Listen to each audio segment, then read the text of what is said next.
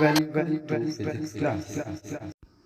Newton was sitting under an apple tree when an apple fell on him. He thought that the apple fell due to the downward pull of the earth on the apple. In this video, we are going to learn about gravitation. Force of gravitation is always the force of attraction. It is never repulsive. Gravitation can be defined as the phenomena of attraction between any two objects in the universe. The object may be terrestrial, which are on the earth, or celestial, which are in outer space such as stars, planets, satellites, etc. Further, the objects may be of any size, shape, or mass, and they may be any distance apart, small or big, with any medium between them. Gravity. It is the force of attraction between a planet and a body. We observe that when a body is dropped from a certain height, it falls toward the earth. The motion of the body must have been initiated by a force exerted by the earth on the body. Consider a piece of stone or ball tied to one end of a string. Hold the other end of the string in hand and whirl it around with a constant speed. The stone moves in a circular path with a certain speed, but its direction of motion changes continuously. The change in the direction of motion involves change in the velocity or acceleration of the stone. The external force F that causes this acceleration and keeps the stone moving uniformly along the circular path is acting towards the center of the circular path. This is called centripetal force, that is center seeking force. At any instance, if we release the string, the stone flies along the tangent to the circular path at that instant. This is because the moment the string is released, centripetal force is no longer provided. The stone is free to fly off along the tangent. Based on this activity, we can perceive that the motion of moon around the earth is due to centripetal force provided by the force of attraction of the earth on the moon. Similarly, as all the planets of our solar system revolve around the sun, centripetal force must be acting on each planet, provided by force of attraction of the sun on the planet. The moon revolves around the earth in a circular orbit. The direction of motion of the moon changes continuously. This must be due to an unbalanced force on moon exerted by the earth. From these observations, Newton concluded that it is not only the earth which attracts an apple and the moon, and it is not only the sun which attracts every planet. Rather, every object in the universe attracts every other object. This force of attraction is called the gravitational force, and this phenomena is called gravitation. All planets move around the sun in circular orbits, wherein their direction of motion changes continuously. The change in direction must be due to an unbalanced force on each planet exerted by the sun. Newton grasped that nature of force involved in this case must be same. Newton called this force as gravitational force. The gravitational force of attraction between two objects is always mutual.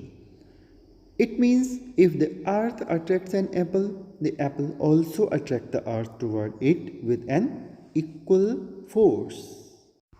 Center of mass. The point about which the entire mass of the system is equally distributed is known as center of mass. From this picture, you can understand well that on the beak, this toy bird can be balanced on our finger. This is due to center of mass of this substance is situated at its beak. You also have seen this toy in the market. This is roly-poly. It will move left and right but also balance it due to pull of gravity, due to the substance present inside it. Whenever we disturb this structure, what happens? It will move here and there, means left and right from its main position and come back to the same position at rest. Moments and center of mass. The center of mass of an object is the point its weight force acts from. For objects that are non-symmetrical or do not have constant density, we need another method to find the center of mass. There is a point of hanging in this diagram. We use a device called a plumb line to indicate the vertical direction. Center of mass will be somewhere along the line.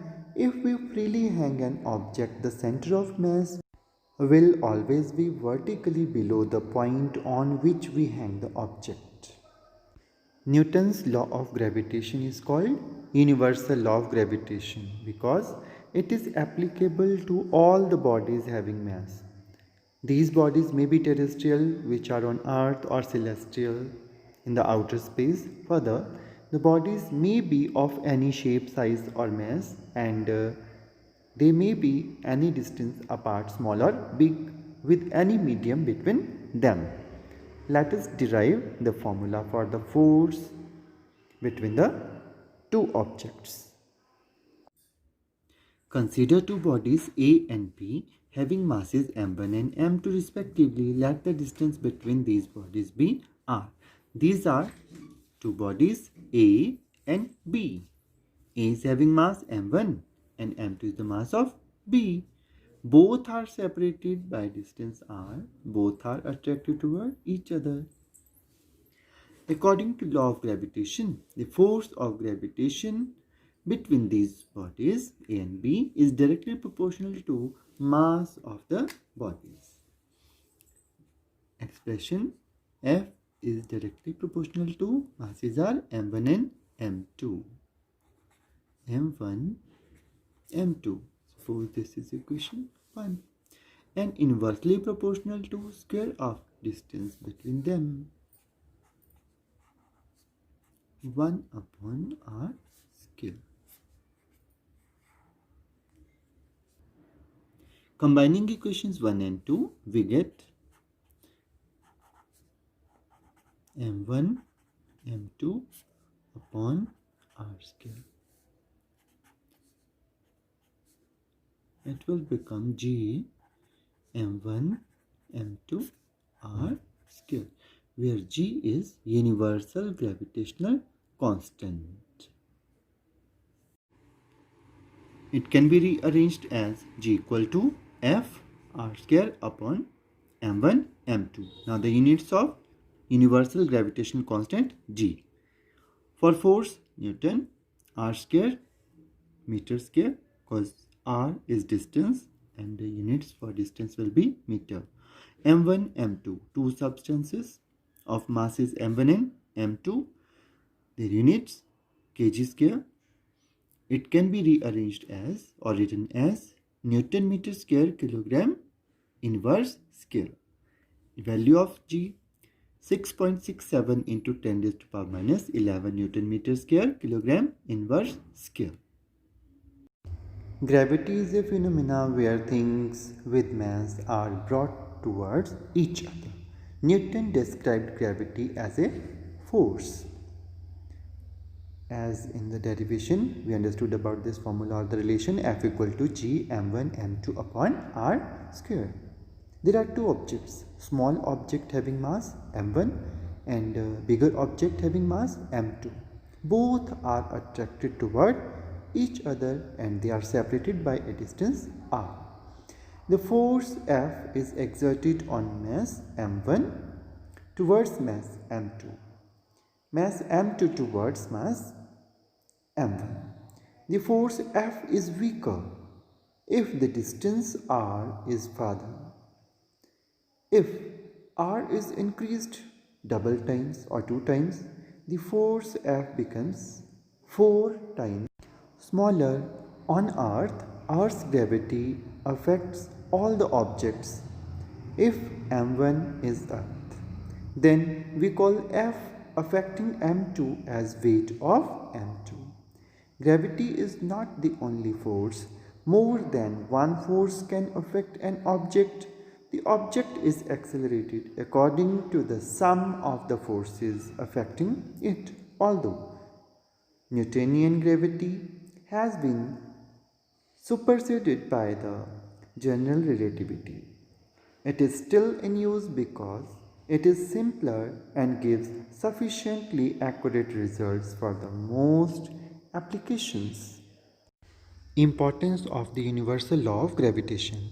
The tides formed by the rising or falling of the water level in the ocean are due to the gravitational force of attraction which the sun and the moon exerts on the sea water.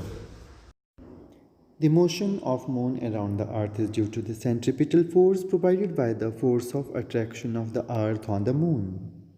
Even all artificial satellites revolve around the earth on account of gravitational pull of the earth on these satellites. All the planets revolve around the sun due to gravitational pull of the sun on the planets. Thus, gravitational force alone is responsible for holding our solar system. The gravitational force of attraction of the earth is responsible for binding all the terrestrial objects on the earth. The gravitational force of the earth is also responsible for the rainfall and snowfall on the earth. This is clear from the pictures also. You can observe. The flow of water in the rivers is also due to the gravitational force of the earth on water. Thank you for watching.